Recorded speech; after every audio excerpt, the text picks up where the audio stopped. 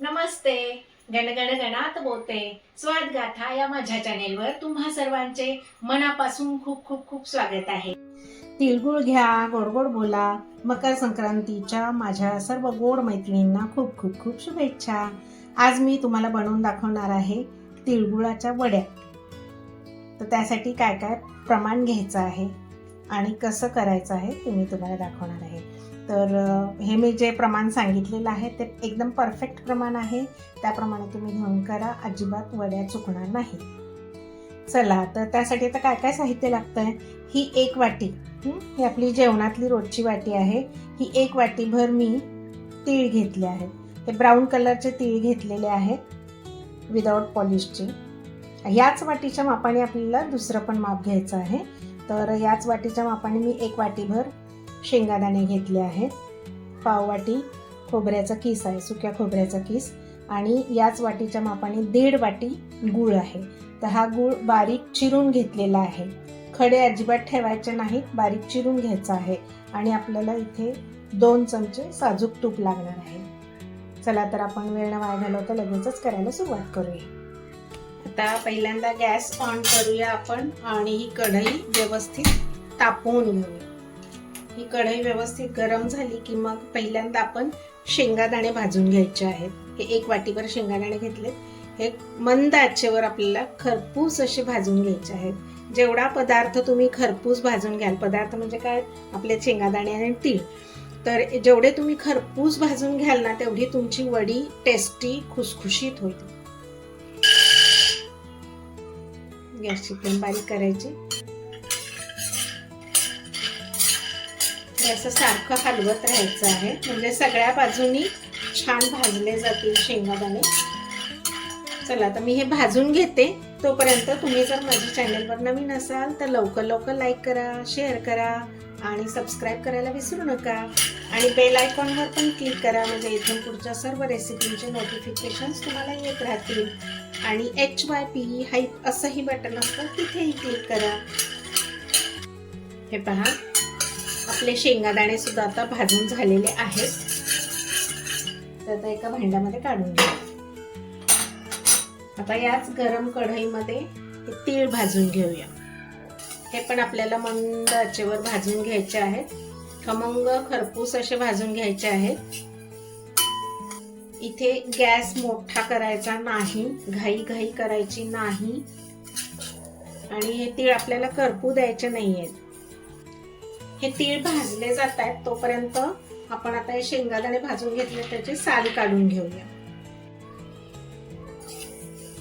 हे पहा, आपले तीळ सुद्धा भाजून झालेले आहेत.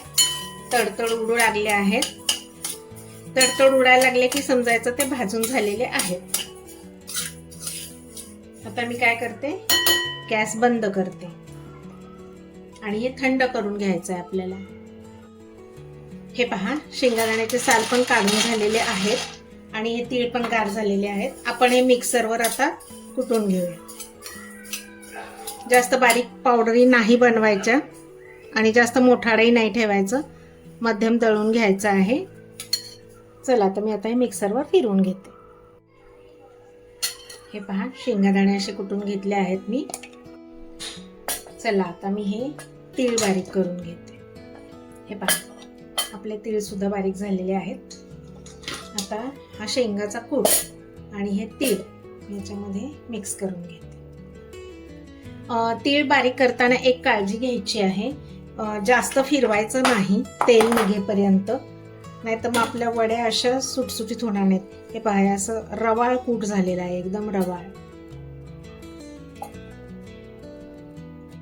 आता या कुटामध्येच आपल्याला वेलची पावडर मिक्स करून घ्यायची आहे. 1/2 चमचा वेलची पावडर. हे आता सगळं व्यवस्थित मिक्स करून घ्यायचं. हे प्रोसिजर आधीच करून घ्यायची आहे. गुळाचा पाक करायला ठेवल्यानंतर ही असली कामं नाही करायची. गुळाचा पाक ठेवल्यानंतर तुम्ही पटापट नंतर करून घ्यायचं असतं, घाई होते मग. त्याच्यामुळे ही पूर्वतयारी आधी करून घ्यायची आहे. याच्यामध्ये वेलची पावडर मिक्स करून घ्यायची आहे. ज्या ताटामध्ये तुम्ही वड्या करणार आहात त्या ताटाला तूप लावून घ्यायचं आहे. आता मी या ताटामध्ये करणार आहे, तर याच्यामध्ये थोडंसं तूप टाकायचं.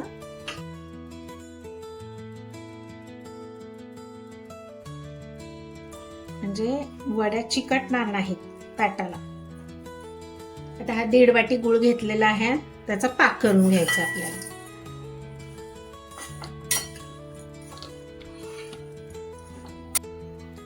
हे पहा, आता हा गुळाला असा इकडून साईडने पहा फेस यायला सुरुवात झाली की काय करायचं आपल्याला, 2 चमचे तूप घालून घ्यायचं याच्यामध्ये.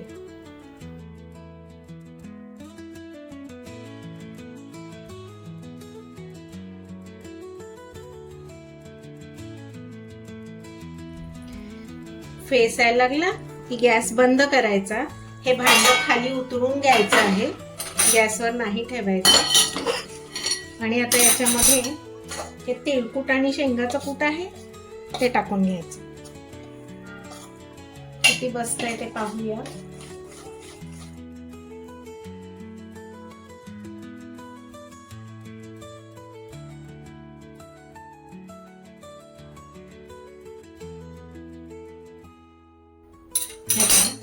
एवढं सगळं बसत आहे, सगळं टाकून घेते मी.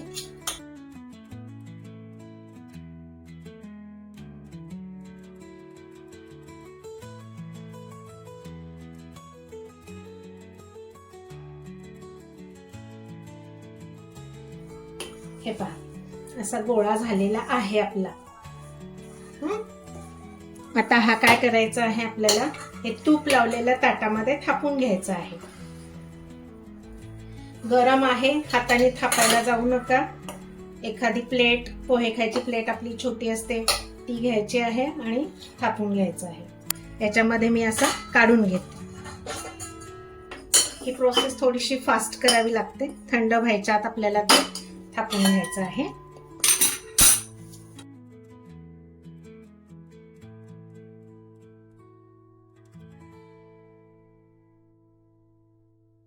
आणि हे सुका खोबऱ्याचा किस घेतला होता आपण, तो याच्यावर भुरभुरून घ्यायचा आहे.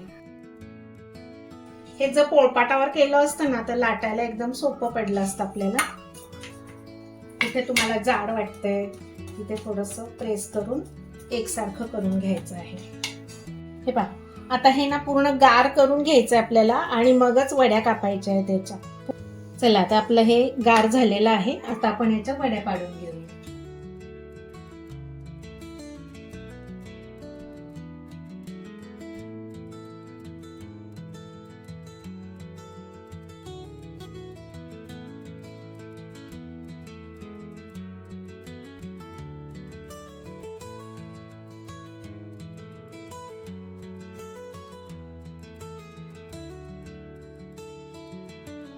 हे पहा, एकदम छान निघालेले आहे, खुसखुशीत झालेल्या आहेत वड्या.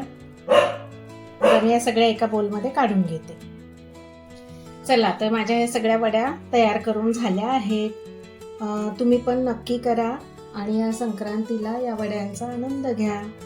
एकदम करायला सोप्या आहेत, काहीही अवघड नाही आहे. आता तुम्ही पाहिलंच, ही सगळी रेसिपी पूर्ण पहा आणि याप्रमाणे करा. अशा स्वादिष्ट रुचकर रेसिपींसाठी पुन्हा पुन्हा भेट द्या माझ्या स्वादगाथा चॅनलला. आणि तुम्हाला जर ही रेसिपी आवडली असेल तर तुम्ही नक्की करा आणि मला कमेंट करायला विसरू नका.